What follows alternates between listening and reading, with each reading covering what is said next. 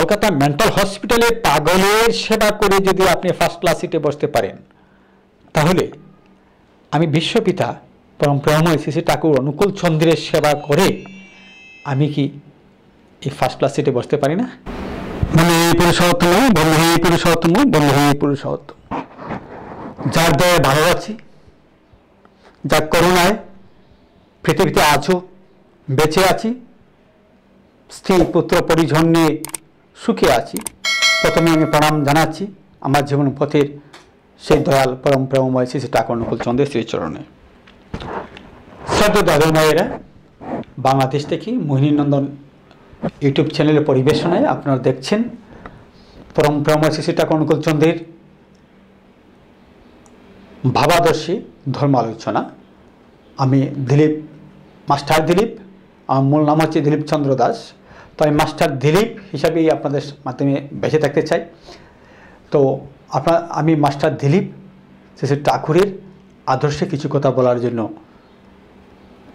এসেছি। আপনার যে যেখান থেকে দেখছেন সবাইকে আমার আনন্দিত জয়গুরু। যদি আপনি নতুন হয়ে থাকুন অবশ্যই আমার চ্যানেলটিকে সাবস্ক্রাইব করবেন, আর যদি সাবস্ক্রাইব করে থাকুন ধন্যবাদ, আপনাকে জয়গুরু।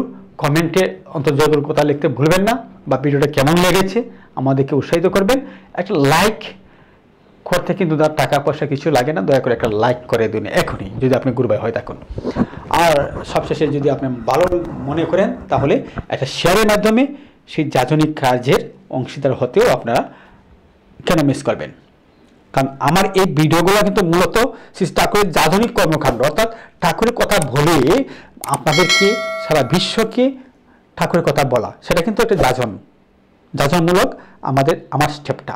সেই যাজনটা যদি আপনি একটা শেয়ারের মাধ্যমে আপনার ফেসবুকে আপনি অন্তত শেয়ার করে দেন, তাহলে হয়তো আরও কয়েক হাজার মানুষ সেই ভিডিওটা দেখতে পাবে। সেটা কার জন্য হলো? সেটা আপনার একটা শেয়ারের কারণে হলো। সুতরাং সেই যাজনিক কর্মকাণ্ডে যদি কোনো আশীর্বাদ পাওয়ার কথা থাকে ঠাকুরের, সেই আশীর্বাদের অংশীদার কিন্তু আপনিও হয়ে গেলেন।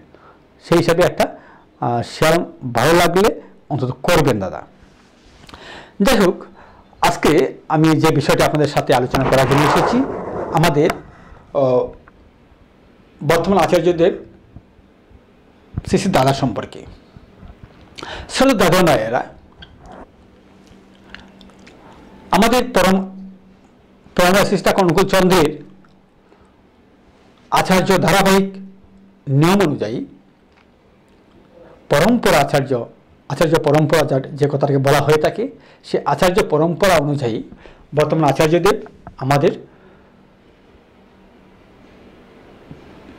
ওনার যে মূল নামটা, ওনাকে যে বাবাইদা হিসাবে আমরা সবাই চিনি, সেই বাবাইদা হিসাবেই আমরা চিনতে চাই।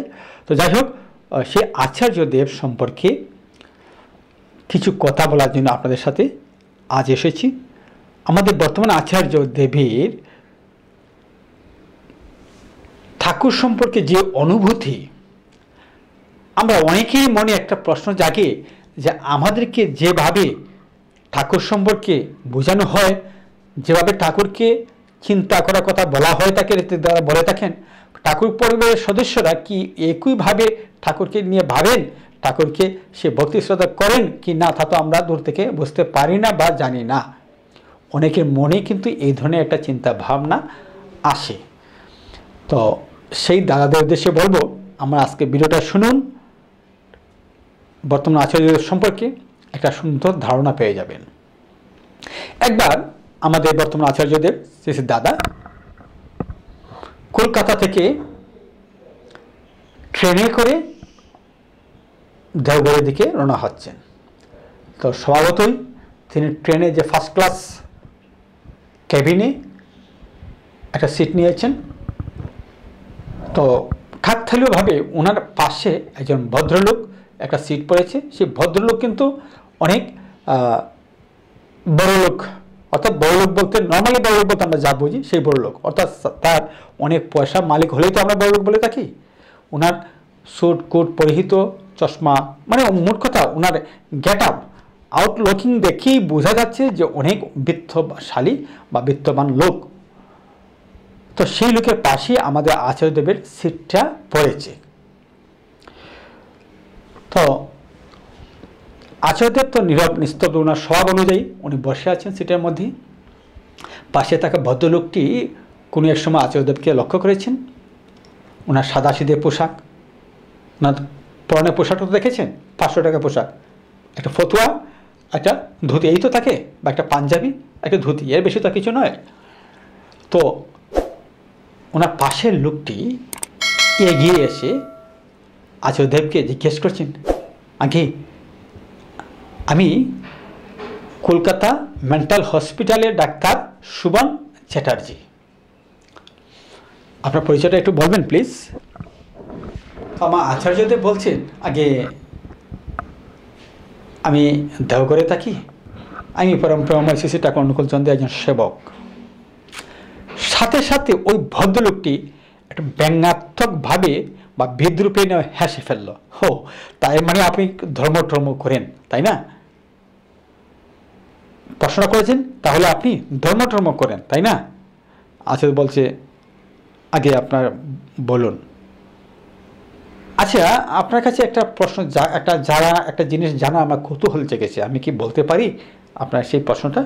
আচ্ছা বলছে, হ্যাঁ বলতে পারেন। আচ্ছা, যারা ধর্ম করে, ধরুন আপনি ধর্ম করেন, কিন্তু আপনাদের পরিবার পরিজনের সংসার চলে কিভাবে? এই তো ধরেন আপনি যে ফার্স্ট ক্লাস কেবিনে আপনি সিট নিয়েছেন, এখানে তো সাধারণত কোটিপতি যারা, মানে অনেক টাকার মালিক যারা, এরাই তো এই কেবিনটা বা এই ফার্স্ট ক্লাস সিটের অধিকারী থাকে, বা তারাই তো এই সিটটা বুকিং করে, তারাই এই সিটটাতে ছড়ে। কিন্তু আপনি ধর্মকর্ম করেন, আপনার এত টাকা কোথা থেকে আসে? আপনার টাকা ইনকামের সোর্স কি যে আপনি ফার্স্ট ক্লাস সিটে বসেছেন? এক ধরনের একটা চার্জ করেই কথাটা একটু অ্যাটাক করেই আমার আচার্যদেবের কথাগুলো বলছেন। আমার আচার্যদেব এবার একটু হেসে ফেলেন, একটু নড়ে চড়ে বসে বলেন, আগে আপনি তো একজন ডাক্তার বলছেন, আপনার পরিচয় তো আপনি দিয়েছেন একজন ডাক্তার, তাই না? হ্যাঁ, আমি ডাক্তার। আচ্ছা, ডাক্তার মানে তো এই হয় সেবক, তাই না? হ্যাঁ।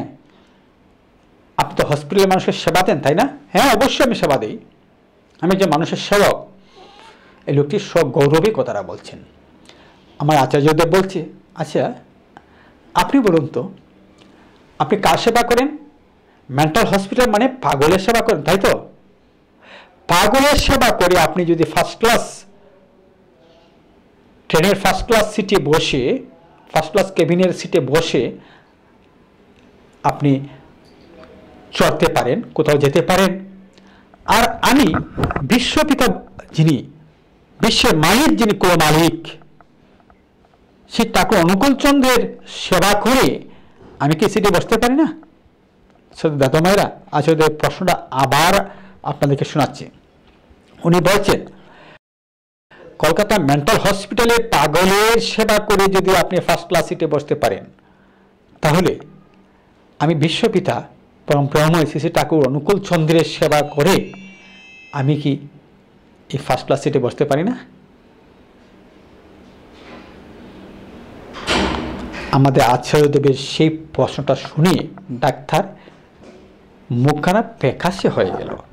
তিনি অবনত মস্তকে জানতে চাইলেন, আগে আপনার মূল পরিচয়টা কি?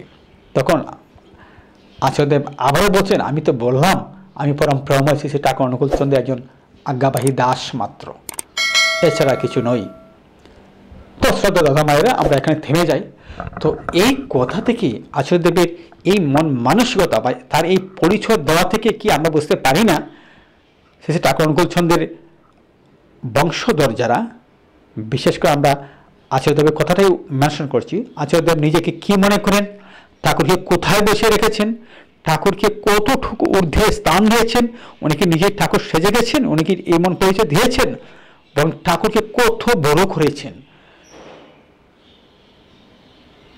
তো আপনাদের যে বিষয়টা আমি বলতে এসেছিলাম, যে আমার ঠাকুর পরিবারের লোকেরা আমরা যেভাবে ঠাকুরকে শ্রদ্ধা করি, ভক্তি করি, তার চেয়ে আরো বেশি গুণ তারা করছেন, যা আমরা পারি না তাদের মতো করে ঠাকুরকে সেই আসনে বসিয়ে জীবন উৎসর্গ করতে, তারা পারছেন।